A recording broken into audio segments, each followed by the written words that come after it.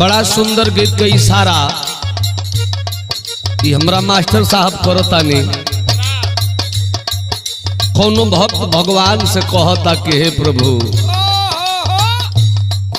ई जीवन भइल बा ई ठीक नहीं खे भइल।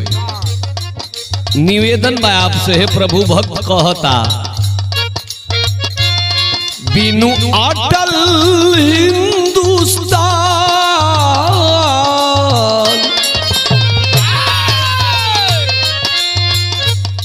बिनु अटल हिंदुस्तान तन जैसे बिना जान।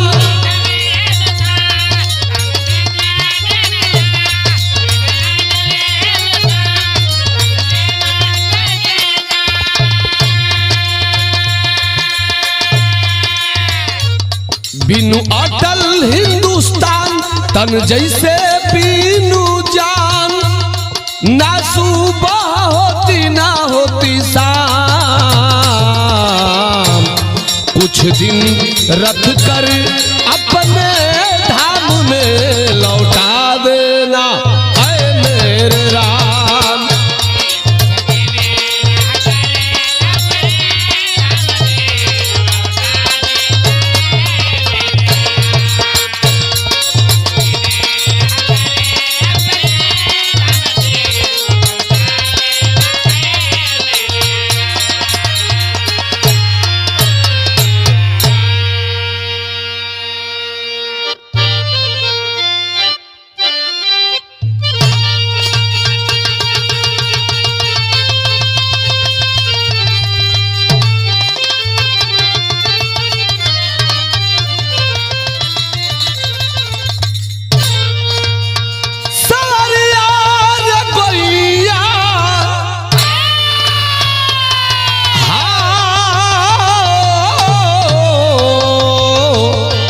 भोले बाबा अरे जोगिया हो मोर राम।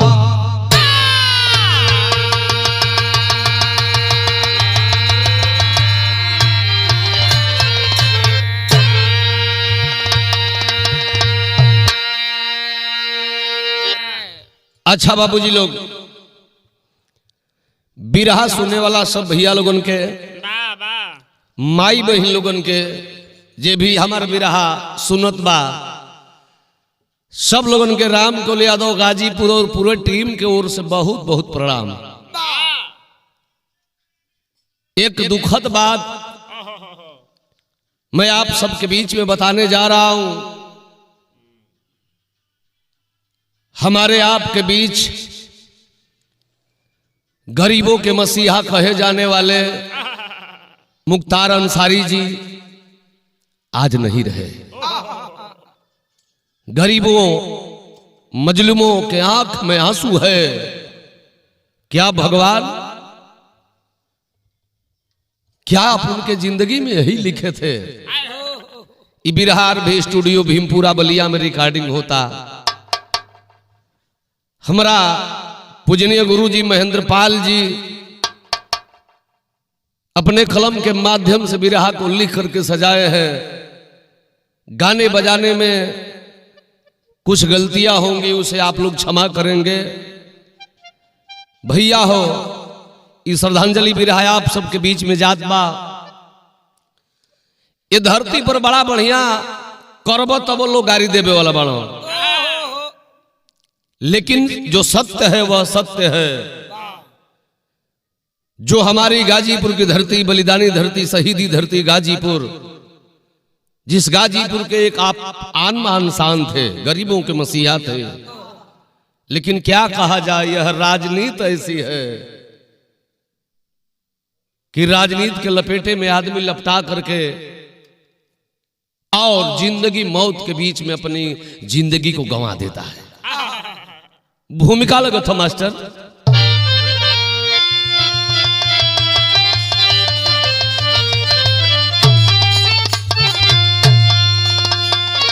शौक सत्ता की कुर्सी कराती कत्ल,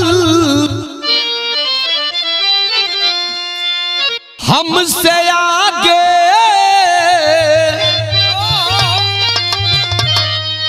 न जाएगा कर दूं पतन, पुत्र रोता रहा कोई किया ना कहल, आ गए सी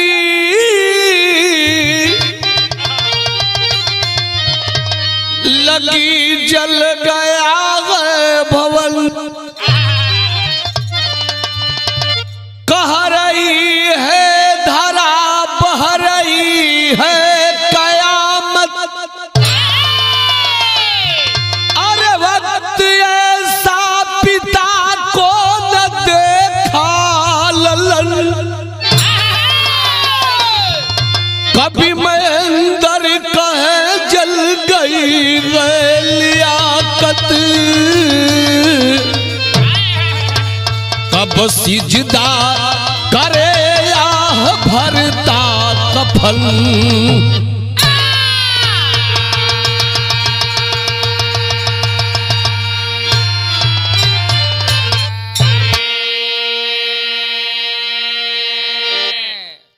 एक बेटा बाप से मिलने के लिए खबर पाने पर गया बादा हॉस्पिटल, लेकिन बारे शासनों प्रशासन के लोगों ने बाप से मिलने भी नहीं दिया। कैसा जमाना है और इस जमाने के कैसे लोग हो गए। गजल है मास्टर।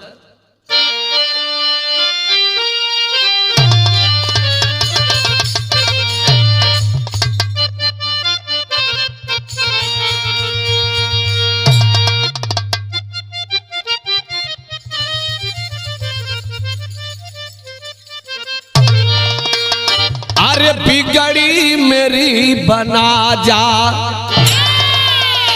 अरे बिगड़ी मेरी बना जा, अजमेर वाले ख्वाजा, बिगड़ी मेरी बना जा,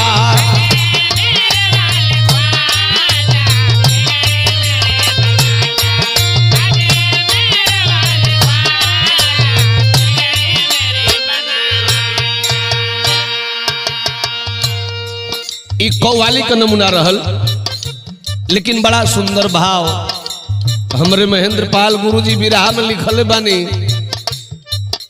अरे आके खुदा बता दो, आके खुदा बता दो, अरे होता है क्या वतन में, अरे होता है क्या वतन में,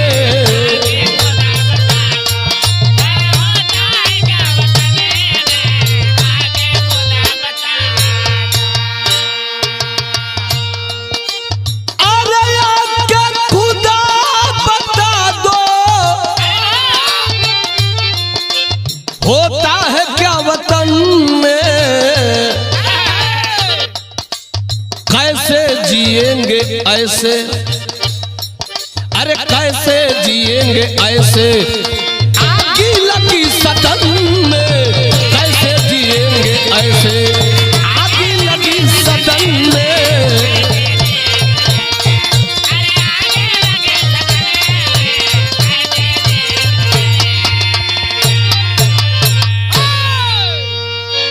हमें समरे बिरहा का शुरुआत हो गई। कुछ परिचय पत्र और कुछ पहचान मैं बताने जा रहा हूं मुख्तार अंसारी जी की। बिरहा का शुरुआत हो गई, नज्म का लाइन लगल।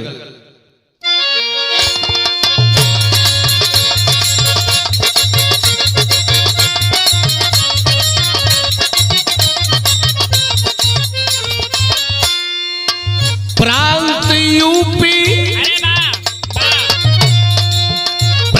यूपी जिला गाजीपुर मशहूर अदा, हटे सरहद से नहीं मौत ही मंजूर सदा,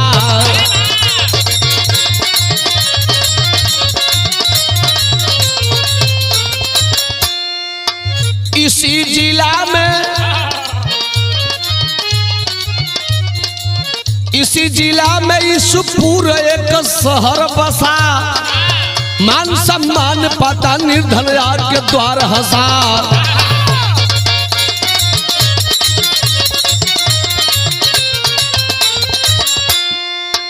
बाजार मुहम्मदाबाद, बाजार मुहम्मदाबाद फाटक कहा जाता है, नवाब से भारी वो घराना कहा जाता है।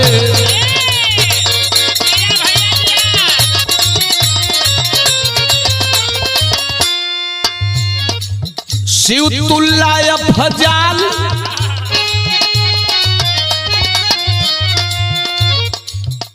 शिवतुल्ला अफजाल जो मुख्तार जी के भाई है, खुदा के नूर उनके अब्बा की कमाई है।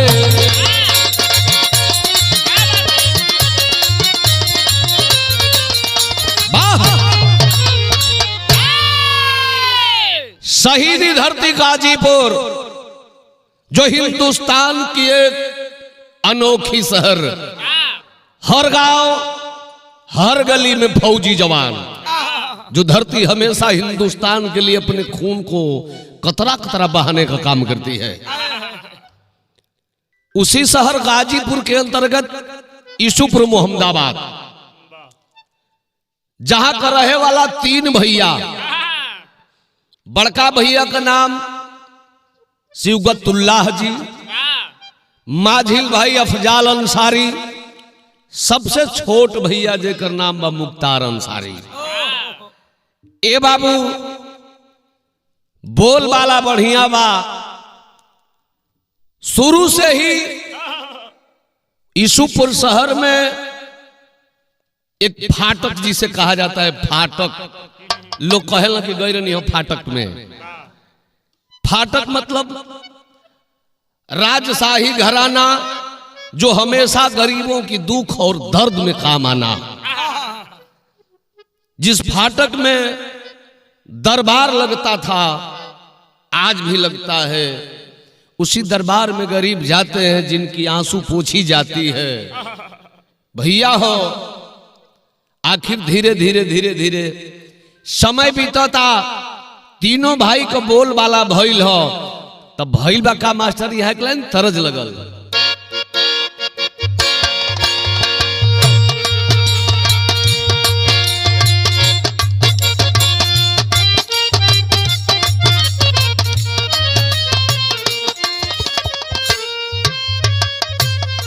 बड़ा सुंदर गीत का इशारा मास्टर कैला हो, ई कोनो दुल्हन कहत बा,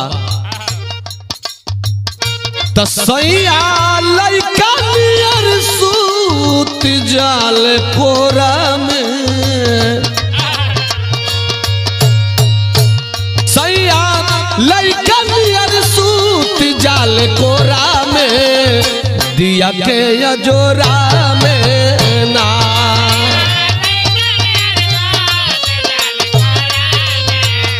दिया के अजोरा में ना।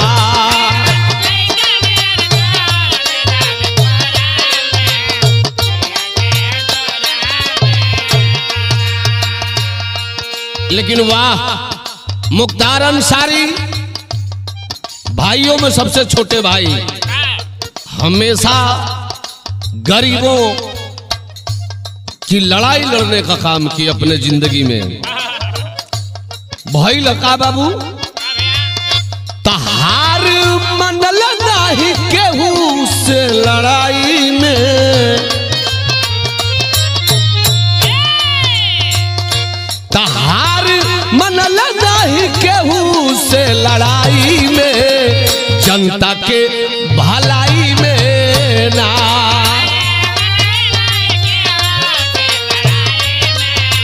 जनता के भलाई में ना।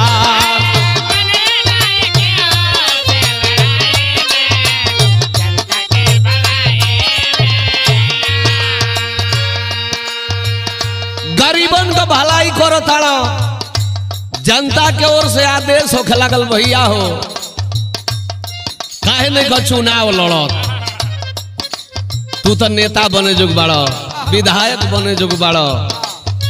आखिर 2009 में अपना दल, अपनी पार्टी कौमी एकता दल से बनारस से चुनाव लड़लो हो, वो के करा सामने मुरली मनोहर जोशी जी के सामने चुनाव जीत ना पोलो, लेकिन बड़ा कम वोट से चुनाव हरलो हो। उसके बाद मुख्तार अंसारी जी चुनाव लड़े बदे आ गए कहां से, मऊ जिला से। तब भइलन का,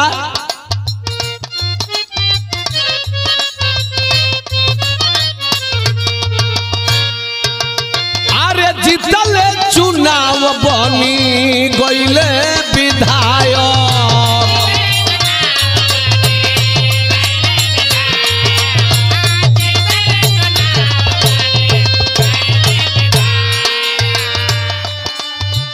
जनता के बीच बने जनता के लायक।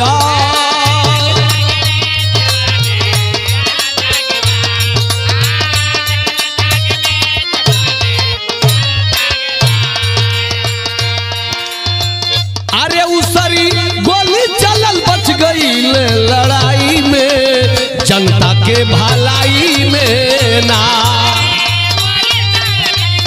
ले लड़ाई में, जनता के भलाई में ना।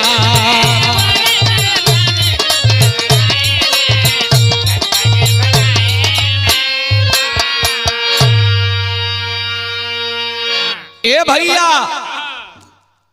मऊ विधानसभा सीट से चुनाव लड़ल हो, जनता का आशीर्वाद मिलल, मुख्तार अंसारी जी विधायक भइलन हो।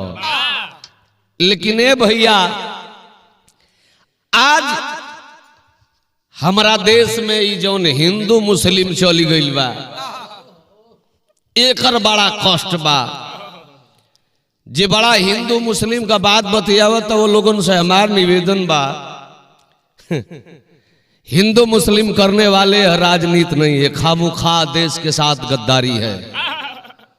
इतिहास का पन्ना पढ़ करके देख लो, वीर अब्दुल हमीद गाजीपुर का था जो जवान सरहद हिंद के लिए अपनी जान की कुर्बानी दिया। हमारे देश का नारा है कि हिंदू मुस्लिम सिख ईसाई आपस में है भाई भाई, मत करो जाति पात की राजनीति। आखिरकार मुख्तार अंसारी जी एक बार अपने घर यूसुफपुर मोहम्मदाबाद से गए बाबा सहनीन के स्थान पूजा पाठ करके और अपने मऊ के ओर जब आ रहे थे, रास्ते में फकराबाद के बाद एक उसरी चट्टी पड़ती है, आप लोग बाखूबी जानते हैं।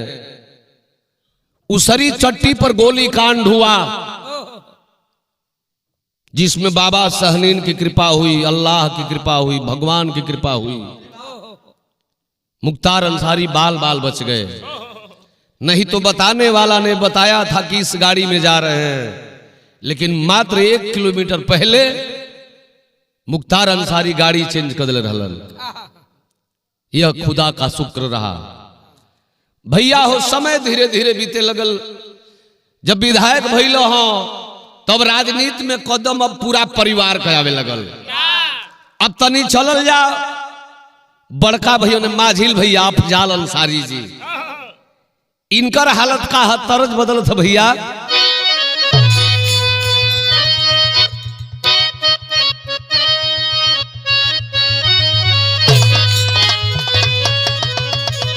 अरे डूबी मारब ये राजा,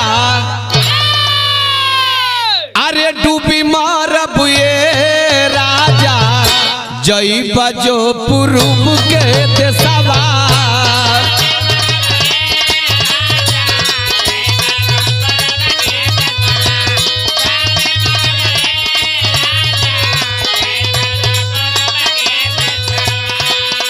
अरे वही पूर्व देशवा में बस बंगली निया हो।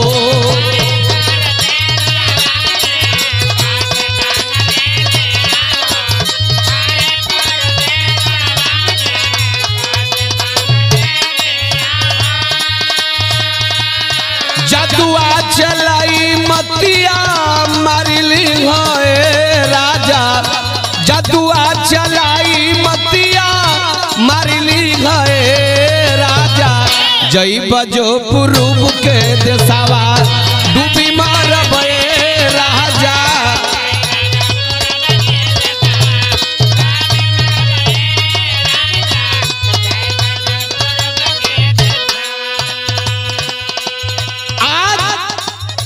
अफजाल अंसारी जी गाजीपुर से सांसदी का चुनाव लड़ल हो तब भइल का भैया जीतल अफजाल भैया एमपी के चुनावा के।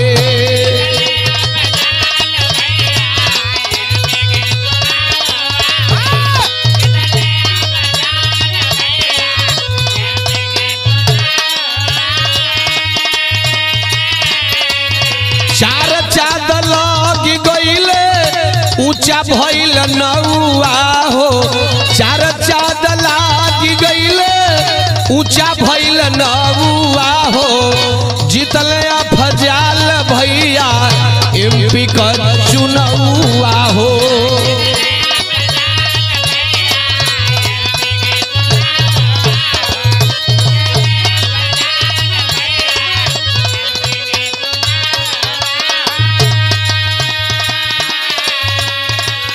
बिरहा सुने वाला भैया लोग, एक भाई विधायक एक भाई सांसद। अब बड़का भैया शिवगतुल्लाह अंसारी जी का भी मन आ गई कि हमरो मन करता रे भाई के खाली लड़ लेती। दोनों भाई मिल के यूसुफपुर मोहम्मदाबाद सीट से अपना बड़का भैया के लड़ा देहलन। तब भैलन का भैया आइल चुनाव शिव तुल्ला लड़ी गईले हो।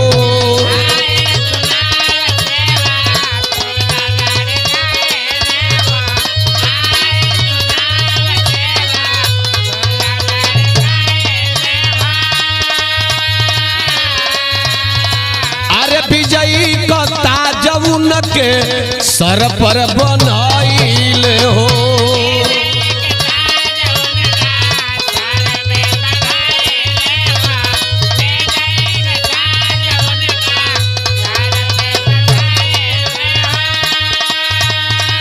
सोहरत हो गईल भैया गुजल हर गौआ हो। सोहरत हो गईल भैया गुजल हर गौआ हो जीतल अफजाल भैया एमपी के चुनावा हो।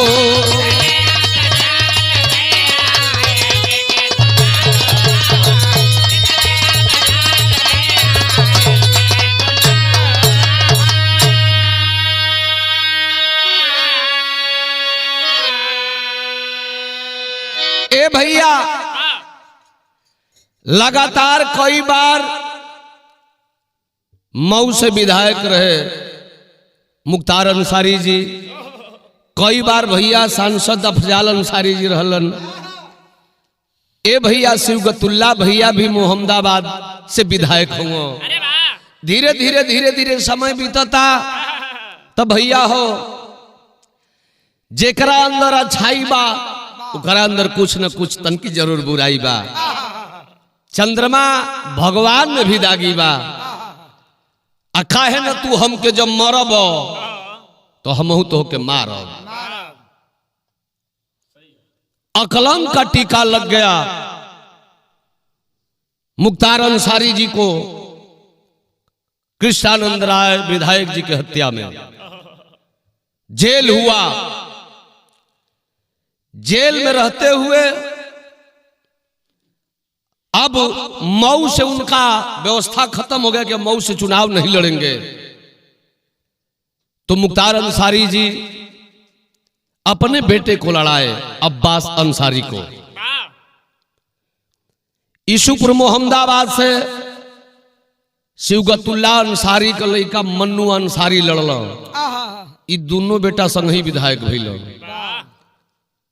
एक बेटा मऊ का विधायक, एक बेटा बा जे भतीजा है मन्नू अंसारी वो मोहम्मदाबाद से विधायक, और गाजीपुर से सांसद सपा बसपा गठबंधन में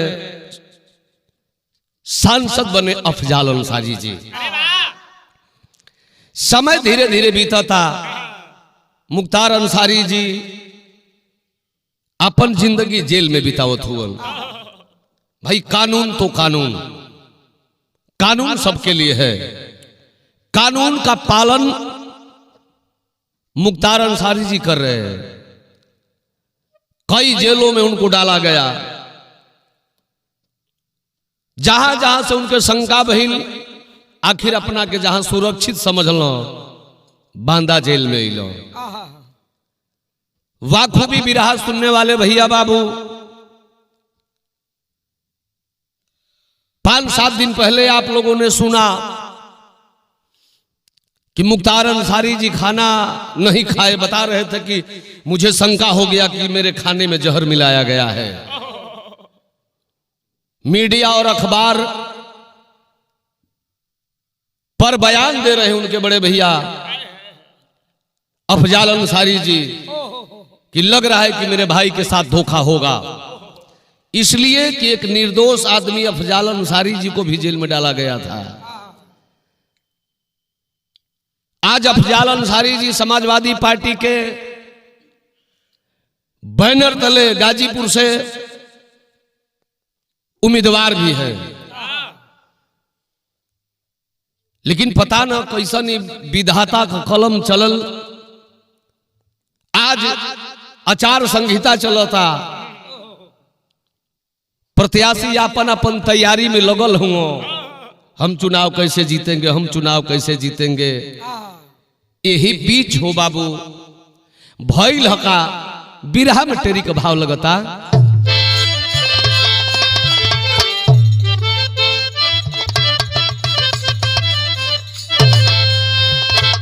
महरू को महताब चाहिए, कैसी किए इनायत बन गए अफ्ताब। महरू को महताब चाहिए, कैसी किए इनायत बन गईले अफ्ताब। ए बाबू, आज जनता त्राह त्राह कर रही है। हिटलर जनरल के शासन में, हिटलर जनरल के शासन में बिक गया कोट कठपुतली सा, नकली काटे घी व मलाई, लागे जैसे असली सा। मुख्तार का बेटा उमर अंसारी गया था देखो जेल बांद्रा, अब्बा से मुझे मिला दो मेरे, है हालत पिता की कैसी मेरा। खबर बांदा जेल से आई गाजीपुर कि भाई तबीयत उनकर खराब बा, बांदा मेडिकल हॉस्पिटल में भर्ती हुआ। मुख्तार अंसारी जी का चचेरा भैया भी गए हैं, आप लोग मीडिया पर देखते ही, मैं कोई काल्पनिक बात और बनावटी बात नहीं कर रहा हूं। बेटा उमर अंसारी भी जो 25 बरस के बाद अपने पिता से मिलने गया था लड़का, उमर अंसारी को नहीं मिलने दिया गया। यह हिंदुस्तान की कैसी कानून, यह गलत। आखिर बाबू जीत पर अड़ल बड़ा उमर अंसारी की हम अब्बा से भेंट को के जाए, लेकिन मुलाकात नहीं होते हो। आखिर भइल ह का तर्ज बदल था भैया।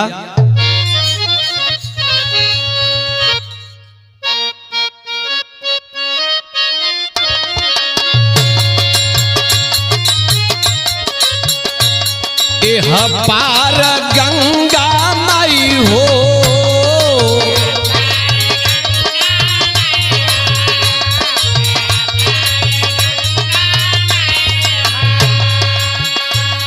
ओह पार जमुना हो,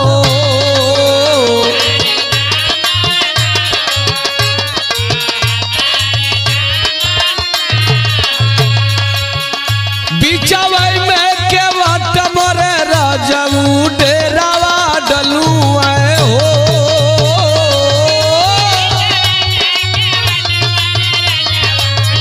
डेरावा डलू आए हो,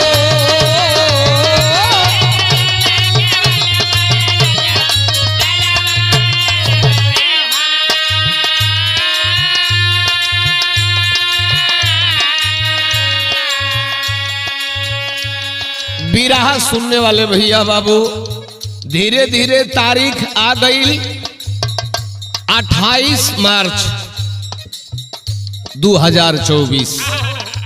घड़ी में कब बजता 8:25 रात्रि का समय। तब भइल हका बाबू, काल महाकाल बन के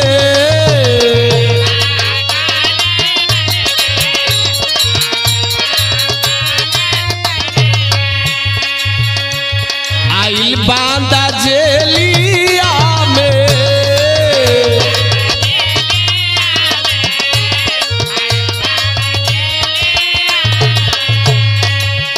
लौह पुरुष का बिगड़ल बा हलतिया भैया हो,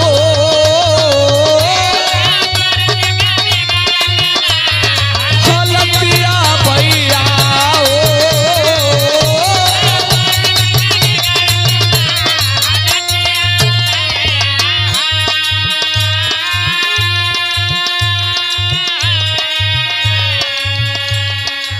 ए भैया आखिर तबीयत मुख्तार अंसारी जी का, लौह पुरुष का तबीयत खराब हो जाते हो।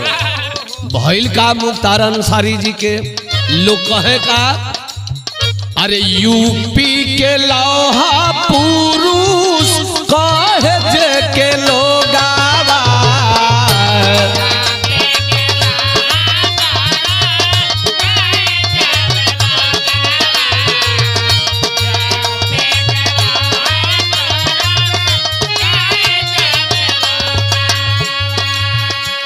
जहर देहल जेलावा में ऐसन सन योगावा हो, ऐसन सन योगावा।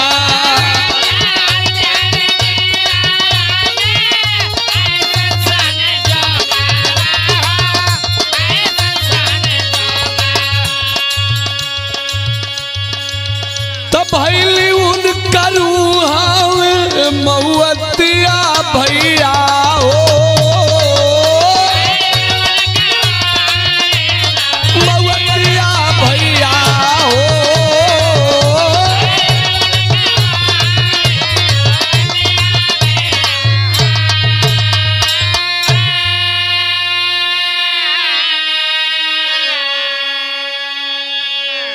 ए भैया 8:25 पर रात्रि के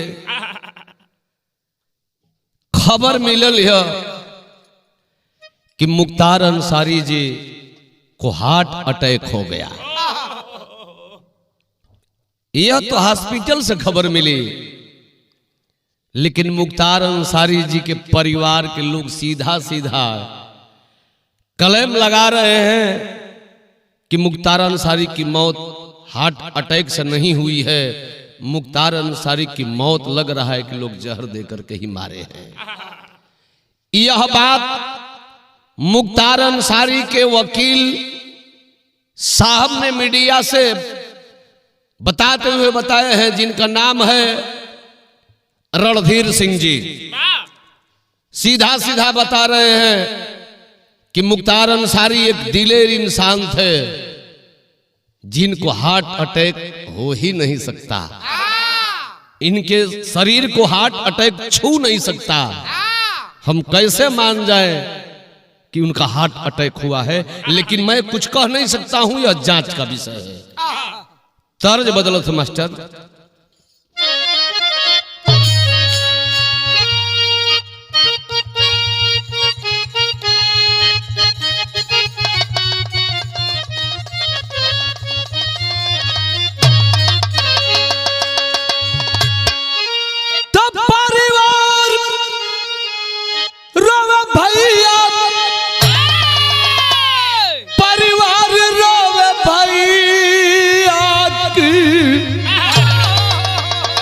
सगरो परिवार रोवे भैया, छाती पिटी रोवेला जवार होती, सगरो परिवार रोवे भैया।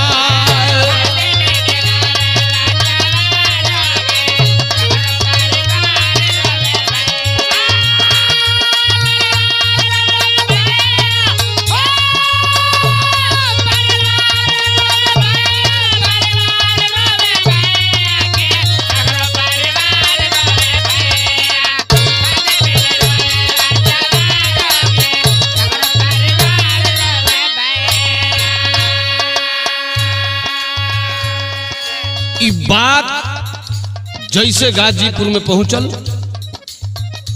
सबकर छतिया धक से कदल शोभा भइल का पावत खबरिया भूचाल आई गइल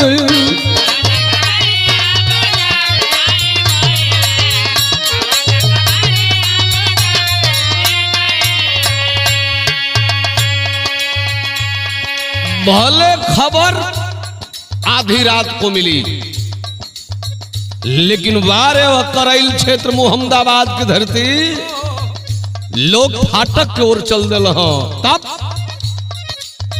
फाटक दुआरवा जवार छूट गइल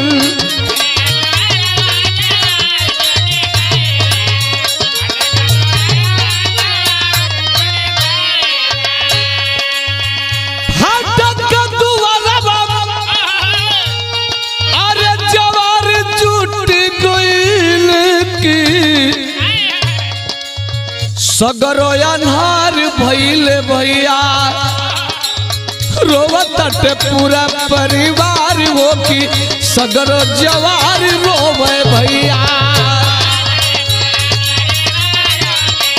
सगरो जवार रोवे भैया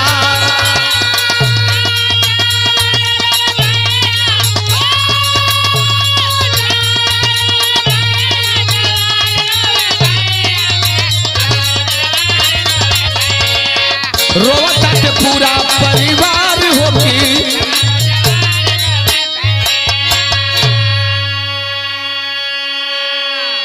ए भैया आखिरकार बात चारों ओर फैलल है भइल का मास्टर बिरहा में पपट का भाव लगता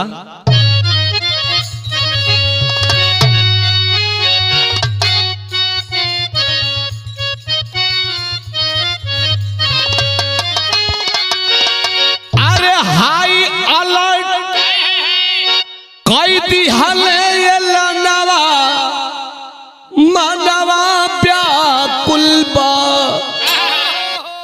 पहले से बासा जिसकर रचनवा मनवा व्याकुल बा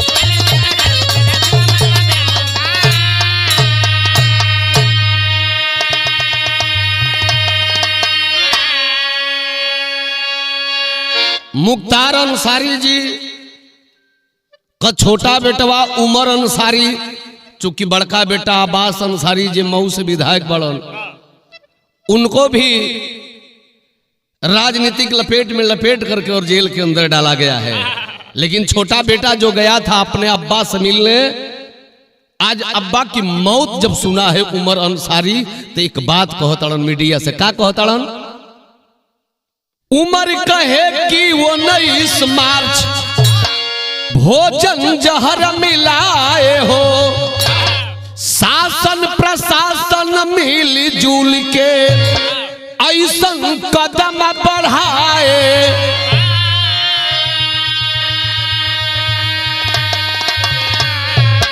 अरे सत्ताधारी बन गए दुश्मनवा मनवा व्याकुल बा पहले से बासा जिसका रचनवा मनवा व्याकुल बा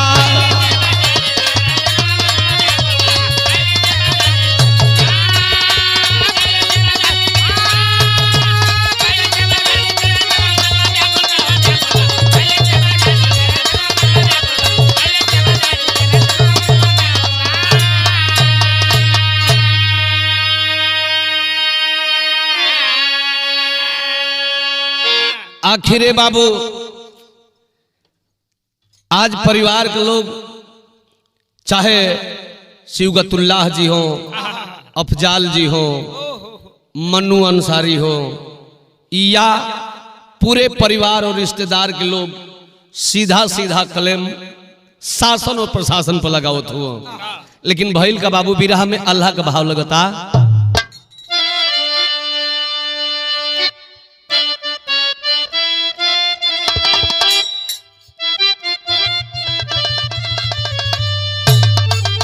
तब मेडिकल कॉलेज बादा जवन अस्पताल बाटे, जवन अस्पताल बाटे।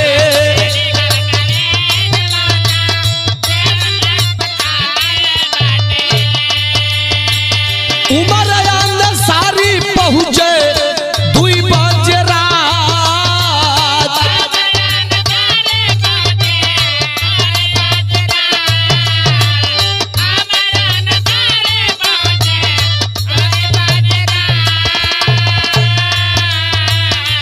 अब्बा का मौत सुन के बेटवा उमर अंसारी पहुंचल बड़ो औरी के जाता, अरे भाई को मरना वासा लेला भैया के बाबू,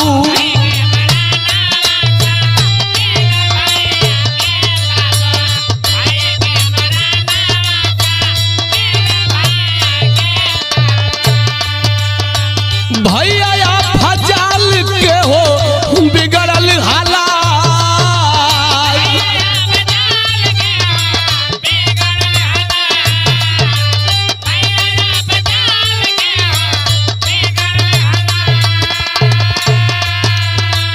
बीतल गुरुवार आइल जुम्मा वाला दिनवा बाबू,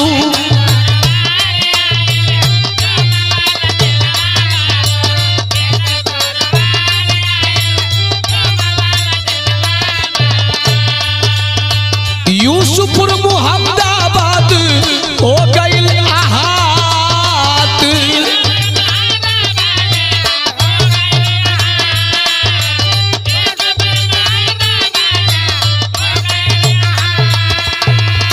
दरिया के मारे उनके मौत के छिपवलन बाबू,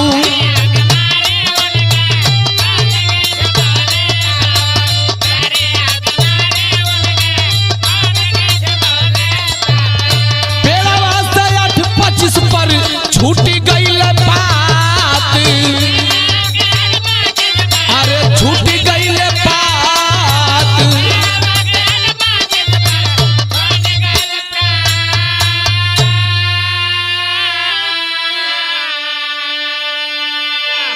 जैसे हरियर पेड़ से जब पतई पुरान होके टूट के गिरे ले, आज वैसे ही जेल में मुख्तार अंसारी जी हो बाबू रहत न पेड़ के पतई जैसे टूट के जब गिरलन हो, बात गरीबन के सीना के छेदे लगल, गरीबन के आंख से आंसू बहे लगल।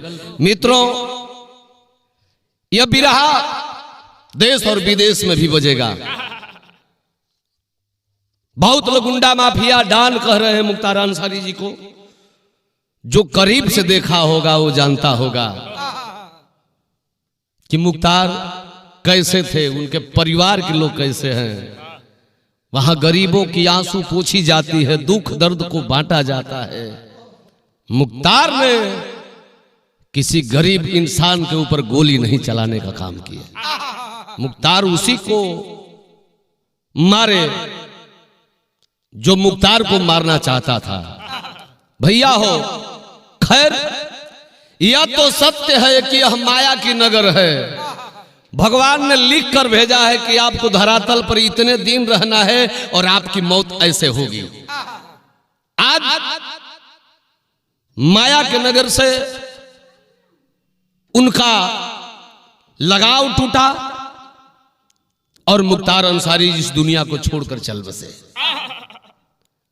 लोग कहेला कि मारे न राम लगावे न हीला। मौत तो सबकी आएगी, जाना सबको है, लेकिन जाओ, लेकिन कुछ ऐसा करके जाओ जो तुम्हारे नाम को दुनिया दोहराए। मुख्तार चले गए, लेकिन मोहम्मदाबाद गाजीपुर की धरती याद करेगी। कैसे बाबू? खड़ी का भाव लगल।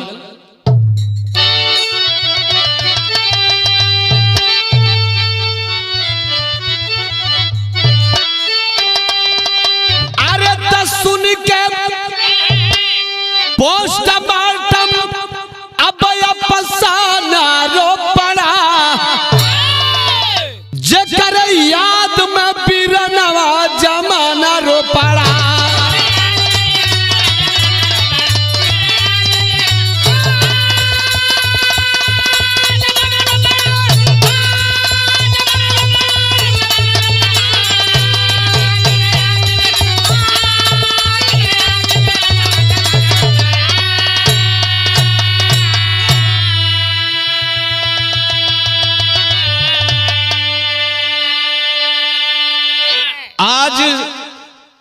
वह गरीबों का इलाका, वह करैल क्षेत्र, जिन गरीबों की आंसू पोंछी जाती थी फाटक मोहम्मदाबाद में, आज सारे गरीब पहुंच गए हैं फाटक। और कैसे? अरे करैल क्षेत्रवा के रोवेलन गरीब हो, कहा गैलन हमन कर रहल जे नसीब हो।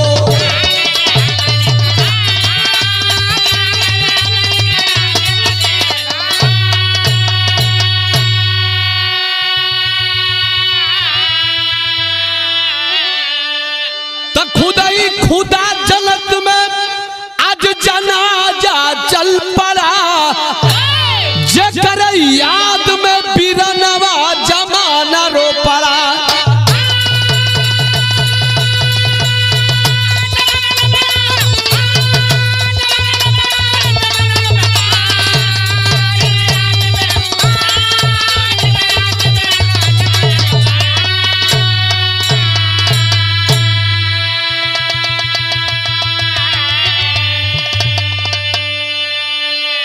और हम अपने बिरहा के माध्यम से सच्ची श्रद्धांजलि दे रहे हैं और परिवार के लोगों को दुख सहने की क्षमता प्रदान हो। ए भैया, हमार बिरहा समाप्त भइल। बिरहा सुनने वाला भैया लोग बिरहा को सुनिएगा और चैनल को सब्सक्राइब, लाइक, कमेंट में उल्टा सीधा कमेंट ना होके, ई निवेदन बा। जो उल्टा सीधा कमेंट करी तो भैया ये गलत होई। पहले केहू के बारे में पता कॉल जाला, तब केहू पर अंगुली उठावल जाला। दूसरे पर अंगुली उठाने वाले लोगों पहले अपने तरफ देखिए कि आप एक अंगुली दूसरे की तरफ दिखा रहे हैं तो आपकी नीचे वाली 3 अंगुलियां आपकी ओर इशारा कर रही है। तो कमेंट बढ़िया होके। हमार बिरहा जे समाप्त भइल, आखिरी लाइन।